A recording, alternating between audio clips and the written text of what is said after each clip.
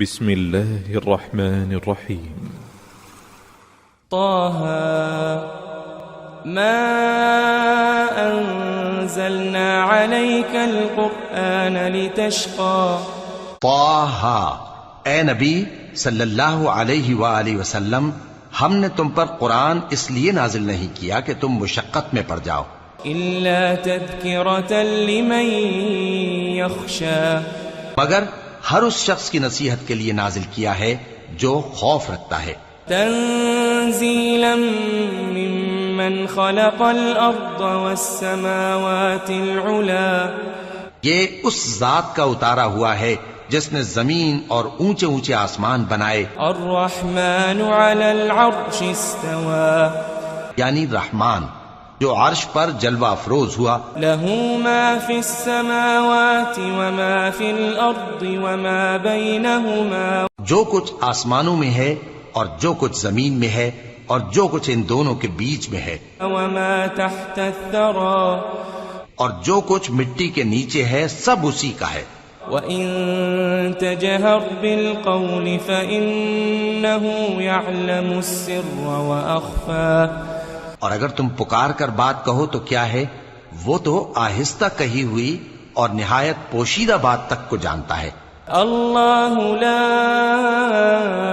الہ الا ہو لہ الاسماء الحسنى. اللہ وہ معبود برحق ہے کہ اس کے سوا کوئی معبود نہیں ہے، اس کے سب نام اچھے ہیں. وَهَلْ أَتَاكَ حَدِيثُ مُوسَى. اور کیا تمہیں موسیٰ کے حال کی خبر ملی ہے؟ اذ رأى نارا فقال لأهلهم كثوا إني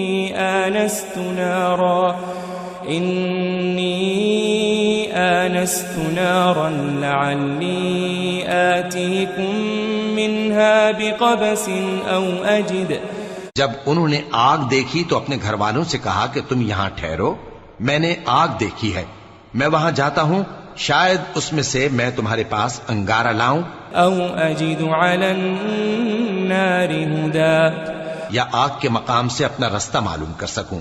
فلما اتاها نودی یا موسیٰ. پھر جب وہ وہاں پہنچے تو آواز آئی کہ اے موسیٰ، انی انا ربک فاخلع نعلیک انک بالواد المقدس طوى. میں تو تمہارا پروردگار ہوں، تو اپنے جوتے اتار دو، تم یہاں پاک میدان یعنی طویٰ میں ہو. وَأَنَا اخْتَرْتُكَ فَاسْتَمِعْ لِمَا يُوحَى.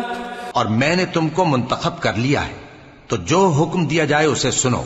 اننی انا اللہ لا الہ الا انا فاعبدنی. بے شک میں ہی اللہ ہوں، میرے سوا کوئی معبود نہیں، تو میری عبادت کیا کرو. وَأَقِمِ الصَّلَاةَ لِذِكْرِي. اور میری یاد کے لیے نماز پڑھا کرو. ان الساعة آتية أكاد أخفيها لتجزى كل نفس بما تسعى. قیامت یقیناً آنے والی ہے، میں چاہتا ہوں کہ اس کے وقت کو پوشیدہ رکھوں تاکہ ہر شخص جو کوشش کرے اس کا بدلہ پائے. فلا يصدنك عنها من لا يؤمن بها واتبع هواه فتردى. تو جو شخص اس پر ایمان نہیں رکھتا اور اپنی خواہش کے پیچھے چلتا ہے، کہیں تم کو اس کے یقین سے روک نہ دے، تو اس صورت میں تم ہلاک ہو جاؤ. وما تلك بيمينك يا موسى.